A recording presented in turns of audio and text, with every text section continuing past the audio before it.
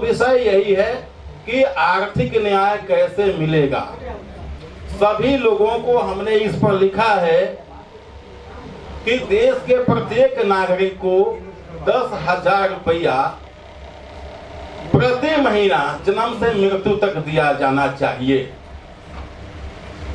हमें लगता है कि देश के हर नागरिक को 10,000 रुपया प्रति महीना मिलना शुरू हो जाए तो जो पढ़ा है, नहीं पढ़ा है, जो सभी तरह से विकलांग है, जो शारीरिक रूप से हिरिष्ट पुष्ट है, जो रोजगार में है, जो बेरोजगार है, सभी का कल्याण संभव हो जाएगा कि नहीं। हमें लगता है कि इसमें कोई दिक्कत नहीं होगा। अब रहा कि 10,000 रुपया मुंह से बोल देना तो बड़ी आसान है। 10,000 रुपया मुंह से बोल देना बड़ी आसान है। इसमें दो चीज आती है कि 10,000 रुपया के लिए उन्होंने किया क्या है कि 10,000 रुपया उनको मिलना चाहिए। 10,000 रुपया हम प्रत्येक नागरिक को देने की बात कर रहे हैं, तो 10,000 रुपया उनको दिया जाए, उन्होंने इसके लिए किया क्या है, पहली बात। दूसरी बात, 10,000 रुपया देने की बात कहना तो आसान है, हम 10 लाख भी कह सकते हैं, लेकिन वो 10,000 रुपया आएगा कहां से कि दिया जा सकेगा। और उसे देने के बाद देश में क्या क्या परेशानी खड़ी हो सकती है, ये सवाल आएगा। तो पहला मैं इस विषय पर जो कुछ है मैं इस मंच पर उपस्थित हैं जो आर्थिक न्याय मिशन के लिए बहुत दिनों से लगे हुए काम कर रहे हैं, उन्हें मैं कम समय में अपनी बातों को रखने के लिए आमंत्रित करता हूं। मैं आग्रह करता हूं श्री सच्चिदानंद सिंह जी। लेकिन यह मिशन, यह आर्थिक न्याय मिलेगा कैसे, इस पर विचार करने की जरूरत है। बम्बई के एक मीटिंग में यूसुफ मेहर अली सेंटर के चेयरमैन डॉक्टर जी पारिक हैं, जो रोशन लाल जी के विषय से भी काफ़ी प्रभावित थे और वो काफ़ी बड़े समाजवादी नेता के रूप में भी जाने जाते हैं। इस आर्थिक अन्याय को पाटने के लिए अपने आप की परीक्षा लेनी हो, और वह परीक्षा यही है, इस आर्थिक अन्याय के विरुद्ध और आर्थिक न्याय के लिए हम अपने आप को कितना समर्पित करता। आज मिनिमम 12 घंटा प्रोग्राम लोगों को काम करना पड़ता है, ये पटेल जी अच्छी तरह जानते हैं। ये बातों की भी चर्चा कहीं नहीं हो रही, सिर्फ अन्याय। इसलिए हम लोगों को न्याय के लिए बहुत अधिक परिश्रम करने की जरूरत है। हम आप सभी लोगों से आग्रह करते हैं, इसको हृदय से स्वीकार करें और तन मन धन जो भी लगाने की जरूरत है उसको लगाएं। धन्यवाद। 1974 से सामाजिक न्याय की बात करते आए हम लोगों के पुरोधा माननीय लालू जी, नीतीश कुमार या बहुत सारे लोग, लेकिन क्या गरीबों को आर्थिक न्याय मिला? जब तक आर्थिक न्याय नहीं मिलेगा किसी भी व्यक्ति, किसी भी जाति समाज के लोगों को, तब तक सामाजिक न्याय हो ही नहीं सकता। ये जितने लोग सामाजिक न्याय की बात करते हैं, ये लोग सिर्फ सत्ता रोटी सेकने के लिए सामाजिक न्याय की बात करते हैं। इसलिए हम लोगों ने आर्थिक न्याय का नारा दिया है, आर्थिक न्याय मिले, और आप लोग भी इस मुहिम में हम लोगों का सहयोग करें, तभी जाके सामाजिक न्याय भी मिलेगा, आर्थिक न्याय भी मिलेगा। इन्हीं चंद शब्दों के साथ मैं अपनी वाणी को समाप्त करता हूं। बहुत बहुत धन्यवाद। महर्षि श्री रोशन लाल अग्रवाल जी को निवेदित करता हूं कि आप आर्थिक न्याय के विषय पर जो आपके द्वारा रेखांकित की गई है, बताई गई है, उसे कहने का और हम सभी को मार्गदर्शन देने का काम करेंगे। आदरणीय रोशन लाल अग्रवाल जी।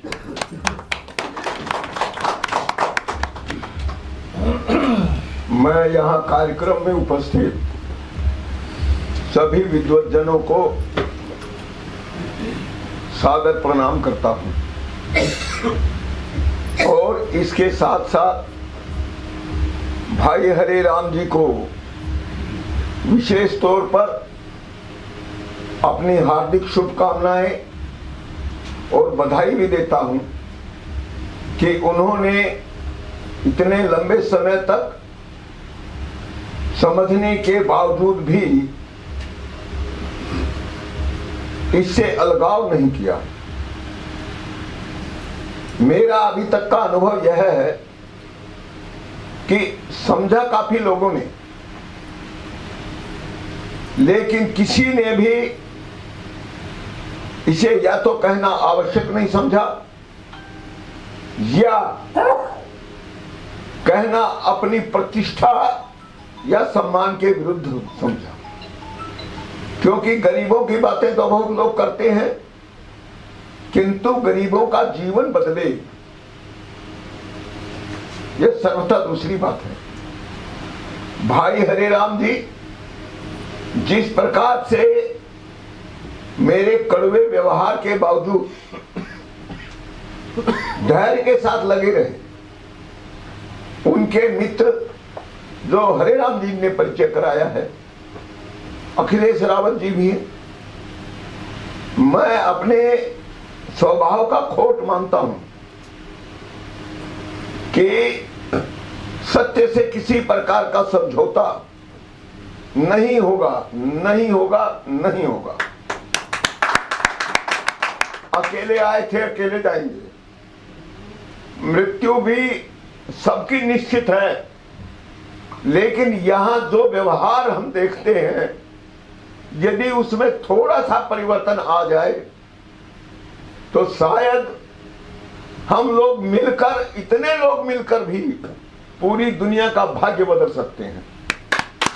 इस बात का मैं हृदय से विश्वास दिलाता हूं और भाई हरेराम जी को इसके लिए फिर से बधाई देता हूं कि सारी कठिनाइयों को समझते हुए भी वे इस अत्यंत कांटों से भरे हुए रास्ते पर चलने का संकल्प लेते हैं और विश्व की सारी शक्तियों से भी इस बात का निवेदन करता हूं कि उनका ये उद्देश्य, यह सत्संकल्प पूरा हो।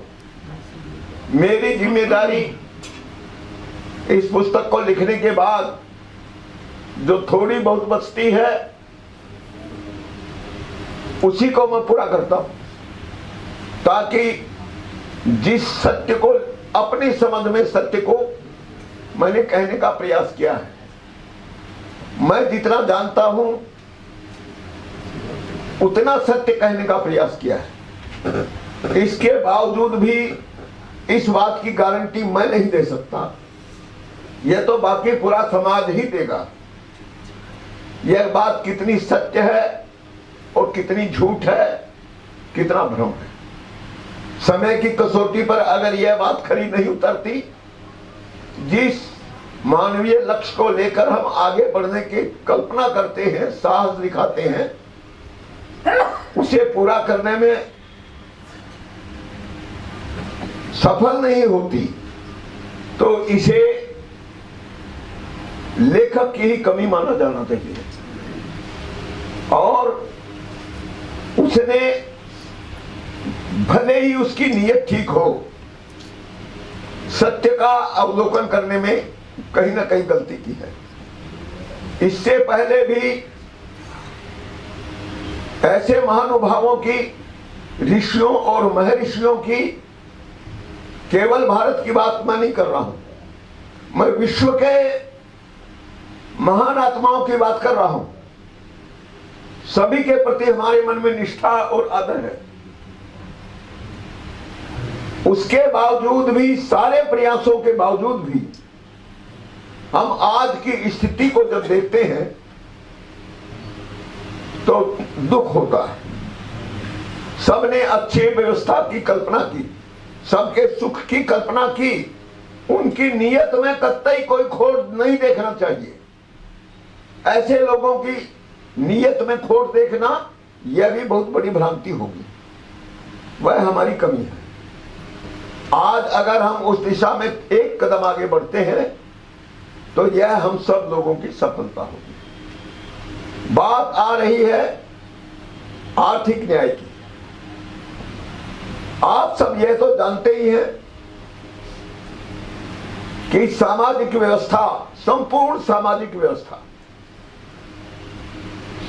वह न्याय पर आधारित है।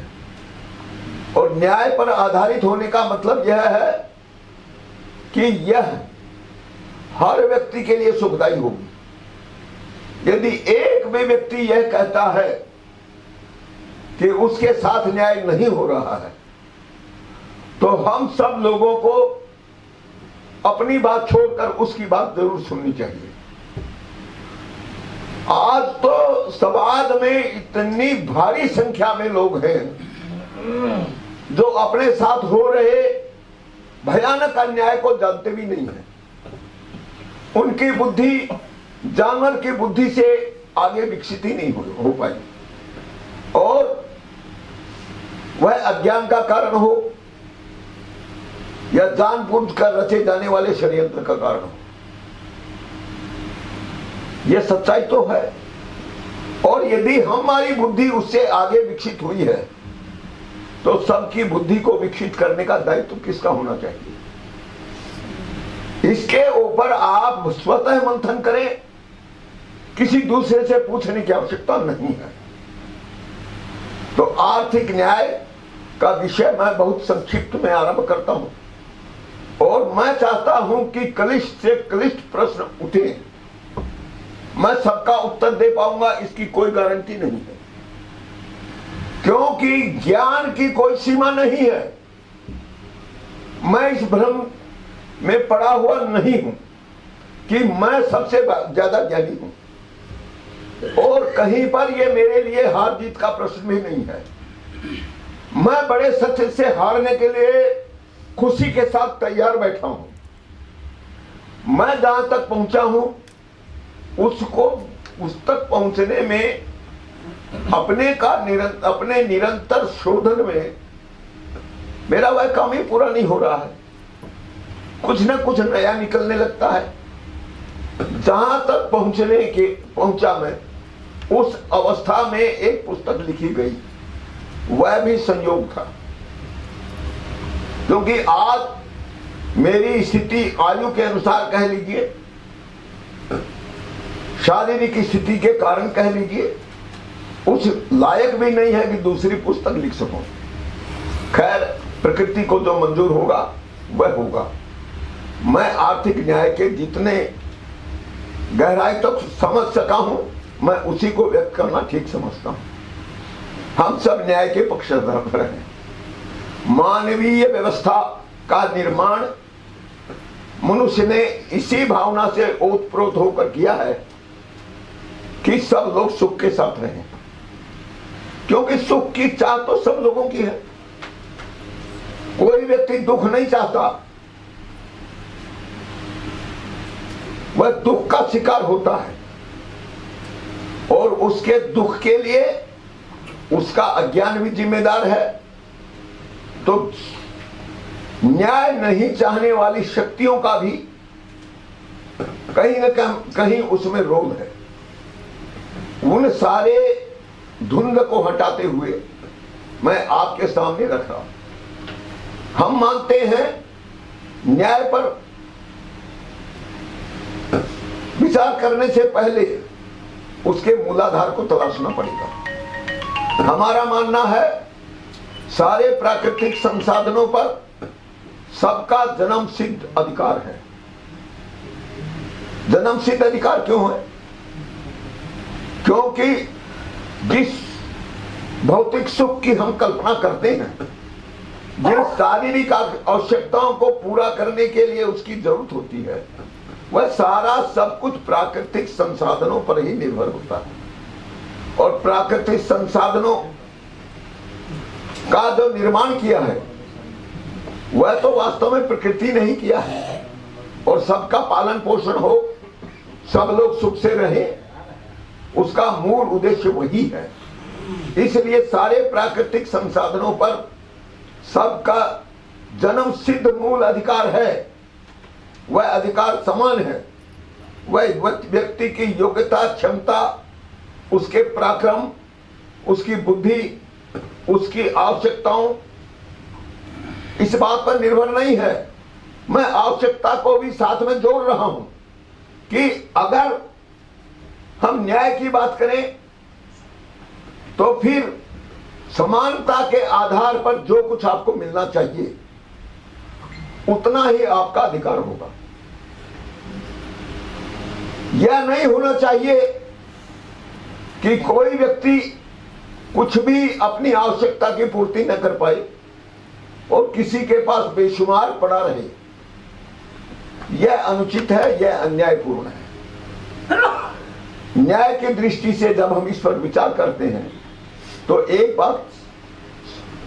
एक निष्कर्ष निकल के आता है। अगर सारे प्राकृतिक संसाधनों पर सबका समान अधिकार है, यही सबके सुखी जीवन का आधार है, तो फिर एक व्यक्ति का प्राकृतिक संसाधनों पर न्यायपूर्ण अधिकार कितना होगा? यह बहुत सहज प्रश्न है।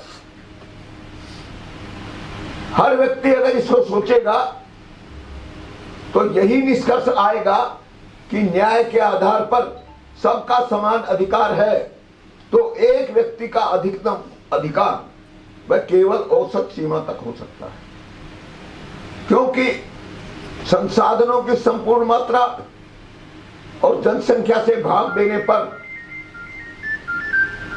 जो संख्या या मात्रा आती है वह हर व्यक्ति का जन्म सिद्ध मूल अधिकार है। तो फिर हमारी जो व्यवस्था बनेगी उसमें एक व्यक्ति की जो अधिकतम अधिकार की बात है, संपत्ति अधिकार की बात है, वह औसत सीमा तक ही होगा। लेकिन आप समझते हैं कि औसत संपत्ति अधिकार सैद्धांतिक दृष्टि से ठीक हो सकता है, लेकिन व्यावहारिक दृष्टि से यह नहीं माना जा सकता। क्यों नहीं माना जा सकता?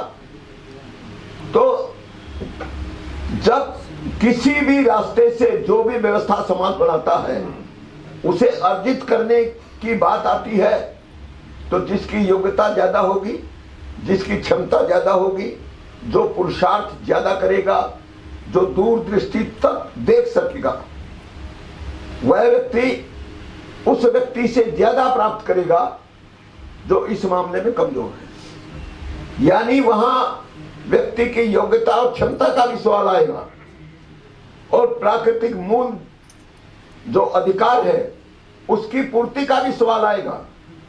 और आप गहराई से जब इस पर विचार करेंगे, ये दोनों बिंदु बिल्कुल परस्पर विरोधी हैं। मैं इस पर ज्यादा समय नहीं लगाऊंगा क्योंकि सीमित समय में ही बोलना है। मैं चाहता हूं ज्यादा से ज्यादा जटिल उलझे हुए प्रश्न समाज के बीच उठे। तो एक व्यक्ति का अधिकार औसत सीमा से अधिक नहीं हो सकता, वह औसत अधिकार ही होगा। इसलिए कोई भी व्यक्ति इससे ज्यादा अधिकार नहीं रख सकता और कोई भी व्यक्ति अपने इस मूलभूत औसत संपत्ति अधिकार से वंचित नहीं हो सकता। यह तो आपको मानना ही पड़ेगा। इसको व्यावहारिक स्वरूप कैसे दिया जाए? यह व्यावहारिक स्वरूप पर ही अटकने वाला मामला है। बहुत अनेकों संगठन आज भी वही कह रहे हैं कि सारी संपत्ति कुछ लोगों के पास इकट्ठा हो जाना गलत है। इसमें शायद कोई संप्रदाय भी ऐसा नहीं है जो इसे मुट्ठी भर लोगों के हाथों में इकट्ठा होना ठीक मानता हो। फिर उसकी अपनी मान्यताएं चाहे जितनी भी क्यों ना हो, इससे कोई फर्क नहीं पड़ता। लेकिन इस परस्पर विरोधाभास को समाप्त कैसे किया जाए?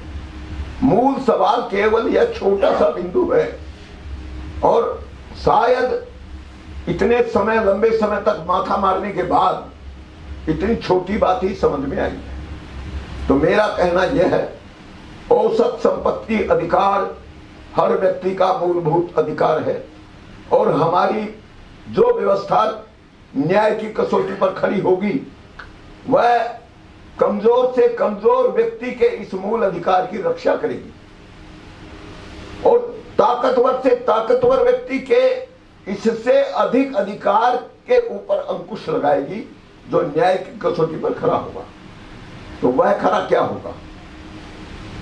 औसत सीमा तक जो संपत्ति आपकी है उसके ऊपर समाज को कोई रोक टोक करनी नहीं चाहिए। किसी प्रकार की रोक टोक करने की आवश्यकता भी नहीं है। लेकिन जिसके पास इससे ज्यादा है, क्या उससे वो छीन लिया जाना चाहिए? मेरा कहना छीनना भी अन्याय है। उसने यदि समाज द्वारा बनाई गई व्यवस्था का उल्लंघन किया हो तब तो वह अपराधी है।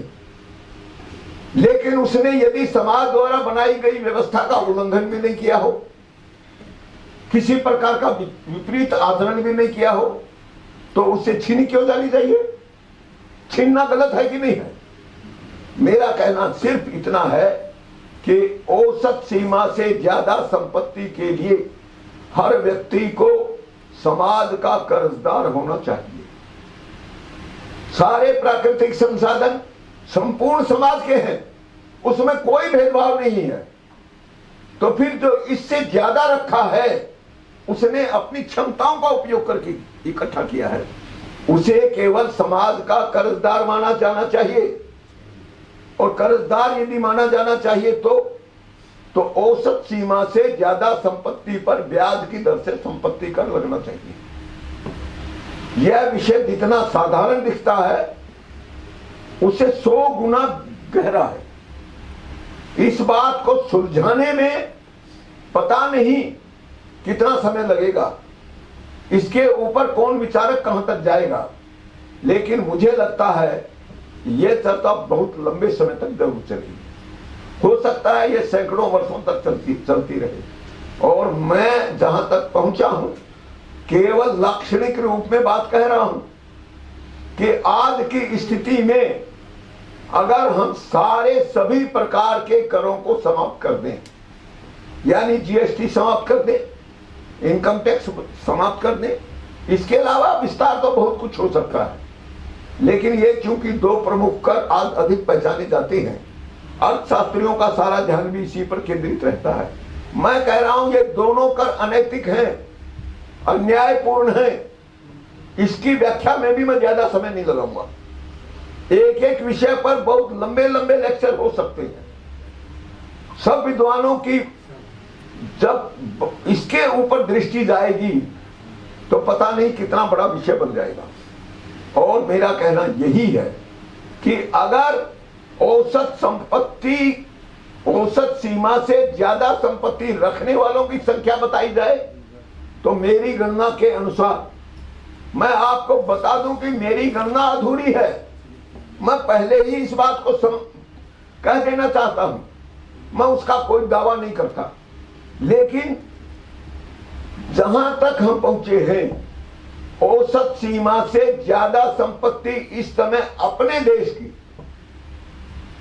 अगर देश की आबादी 140 करोड़ मानी जाए तो उसके केवल 0.1% लोगों की संख्या पर्याप्त है, यानी केवल 14 लाख अमीरों की संख्या।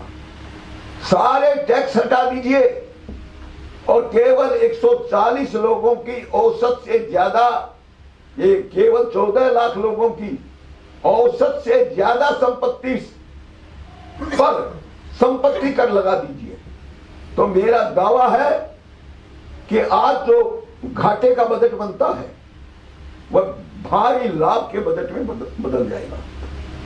और सरकार के बजट का खर्च अगर काट दिया जाए तो जो राशि बचेगी वह व्यवस्था से मिलने वाला शुद्ध लाभ होगा।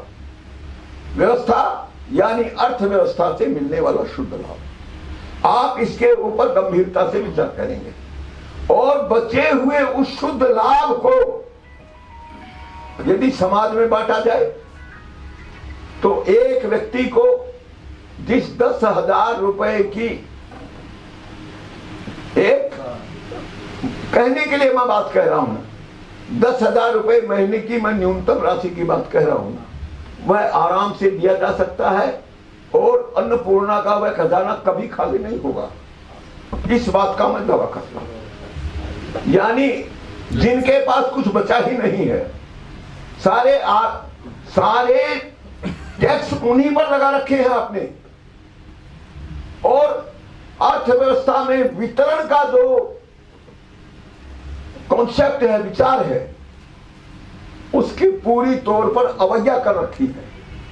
और इस मामले में मैं किसी षड्यंत्र की बात नहीं कहूं, इसकी अज्ञान की बात नहीं करूंगा।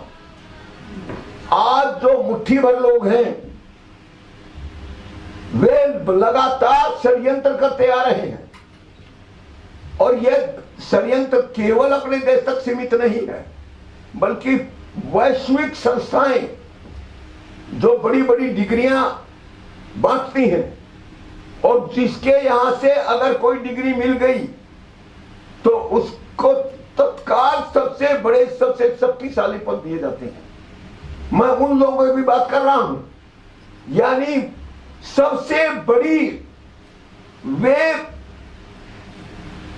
विश्वविद्यालय वो ये षड्यंत्र रच रहे हैं। और कभी अवसर आया तो मैं इस आरोप को प्रमाणित कर दूंगा।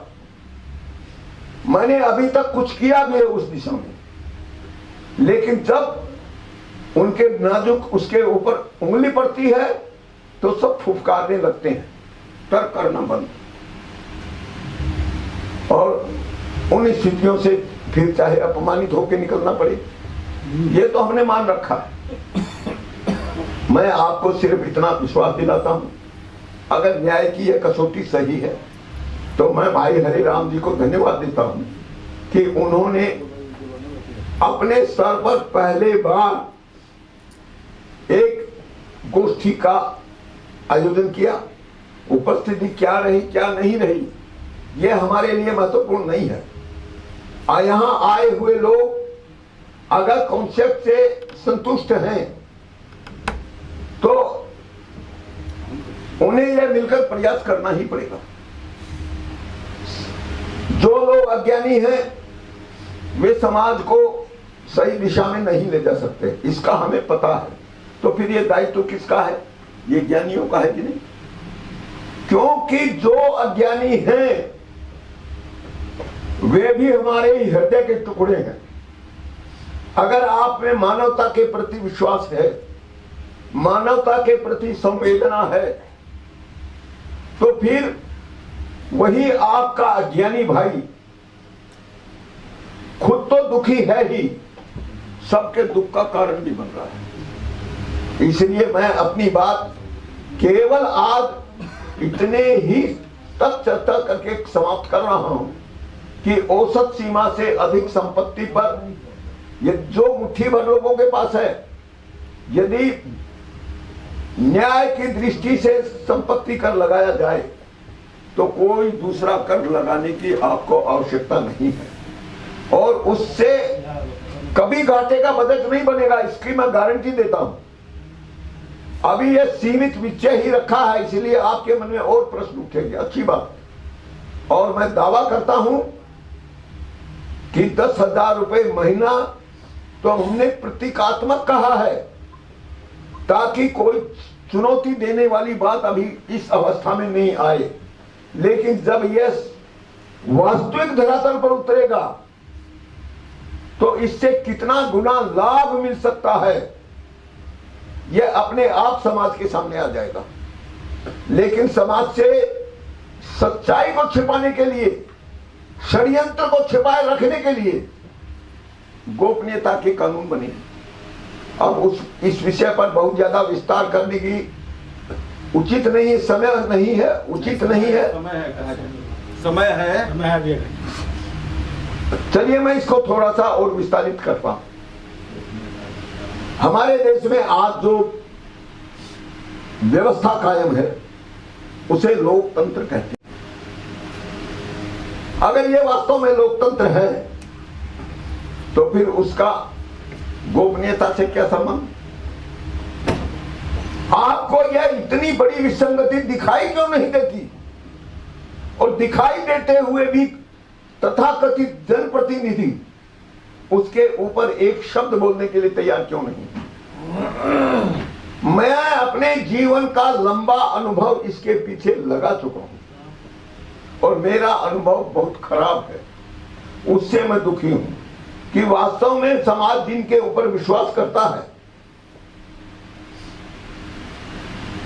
वही लोग अगर धोखा देने लग जाए तो फिर इन गरीब लोगों का सहारा कौन होगा?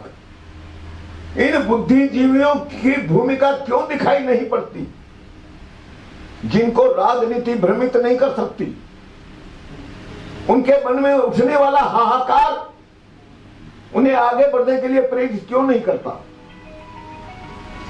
मेरी समझ में इसका कारण हर व्यक्ति के मन में छुपा हुआ लोभ लालच है, और वह अपने ऊपर पड़ने वाले दुष्प्रभाव से डरकर इस विषय पर चुप रहना ज्यादा अच्छा समझता है।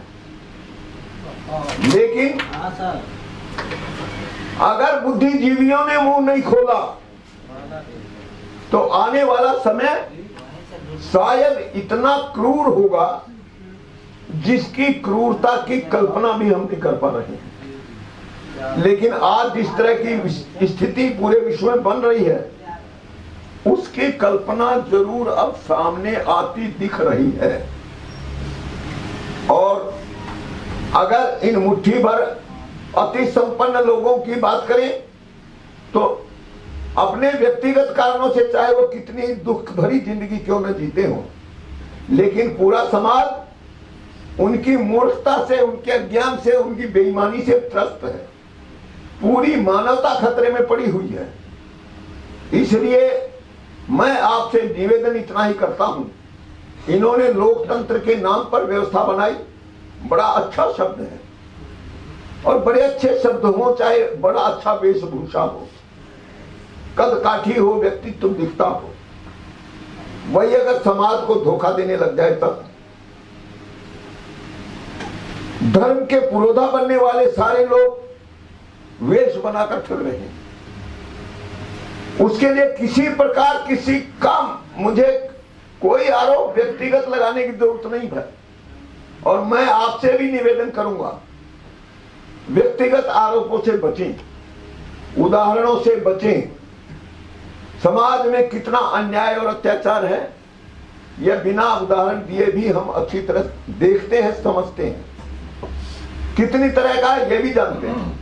लेकिन आपकी जो दृष्टि है, आज विचार का जो मुख्य बिंदु है, वह समस्याओं की संख्या बताने में जाया नहीं होना चाहिए, उनको पहचानने में जाया नहीं होना चाहिए। केवल उसका एक समाधान चाहिए जिसके ऊपर सारा समाज एकजुट किया जा सके। जिस प्रकार की जो फूट पैदा हुई है, मेरे एक मित्र ने बैठे हुए कहा था, उन्होंने लूट और फूट के साथ एक शब्द और जोड़ा था। वास्तव में हमारी निर्बलता का कारण समाज की फूट है, और फूट के कितने प्रकार हैं उसके ऊपर आप चिंतन करिए। अगर इस फूट को समाप्त किया जा सके और पूरा समाज इस बात के ऊपर एकजुट हो सके, और देश के कोने कोने से अमीरी रेखा बनाने की बात जो प्रतीकात्मक रूप से यहां कही गई है, अगर एकमात्र उसको अपना लक्ष्य बना ले, तो मैं ये भी बात कहना चाहता हूं, सरकार की हेकड़ी एक मिनट में निकल जाएगी। वह इसका सामना नहीं कर सकती। मैं चुनाव प्रणाली में अनेकों कमियां निकाल सकता हूं, किसी एक कमी की बात हो तो कुछ बात करूं। इसके अलावा कमियां अनेक तरह की हैं। संपत्ति की कोई सीमा नहीं, वह किस किस प्रकार से अर्जित की जाती है उसके ऊपर कोई चर्चा नहीं, लेकिन डिग्रियों के माध्यम से समाज को जानने के अधिकार से भी वंचित कर दिया जाता है, और उनकी योग्यता को भी खारिज कर दिया जाता है। षड्यंत्र के जो एजेंडे हैं, जो ये हथियार बनाए गए हैं, वे बहुत गहरे हैं। इसलिए आपसे भी निवेदन मैं फिर कर रहा हूं कि आज जो बहुत संक्षिप्त रूप में मैंने अपना विषय रखा है, वास्तव में औसत सीमा से ज्यादा अधिकार होना, एक भी व्यक्ति का अधिकार ज्यादा होना सबकी गुलामी है, सबका शोषण है, सबका उत्पीड़न है। और एक भी व्यक्ति का इस अधिकार से वंचित होना, यह भी उतना ही गलत है। इसलिए होना चाहिए केवल संपत्ति की औसत सीमा से ज्यादा पर ब्याज की दर से संपत्ति कर लगाया जाए, क्योंकि ज्यादा संपत्ति रखने वाला हर व्यक्ति, उसकी जाति पूछी नहीं जानी चाहिए, लिंग नहीं जाना पूछना चाहिए, वह समाज का कर्जदार है और केवल संपत्ति की मात्रा पर ब्याज की दर से संपत्ति कर लगाना यही न्याय है। इसलिए इसके ऊपर पूरी गंभीरता से सोचते हुए आज का विषय आगे बढ़ना चाहिए। जितनी और बातें कहने जरूरी होंगी वो बीच बीच में जितनी जरूरी होंगी उतनी कही जाएंगी, और बाकी अगली कोई गोष्ठी होगी, मैं चाहता हूं कि वह बहुत सशक्त हो, उसमें उठेंगी। हमें निराश होने की कोई आवश्यकता नहीं है। और इसी सद्भावना और विश्वास के साथ हरे राम महतो जी को फिर से अपना बधाई देते हुए, उनको शुभकामनाएं देते हुए आप सबके प्रति पुनः विनम्र निवेदन करते हुए मैं अपनी बात समाप्त करता हूं, और आगे का सिलसिला उनकी योजना के अनुसार चलाने के लिए भाई हरे राम जी को यह माइक सौंप रहा हूं। हो सकता है पूरी जिम्मेदारी मैं नहीं पूरा कर पाया हूं, लेकिन कोई बात नहीं, अगला समय आएगा, जन जन के मुंह से बात निकलेगी तो वह बात आगे तक जाएगी। इसी शुभकामनाओं के साथ सादर प्रणाम।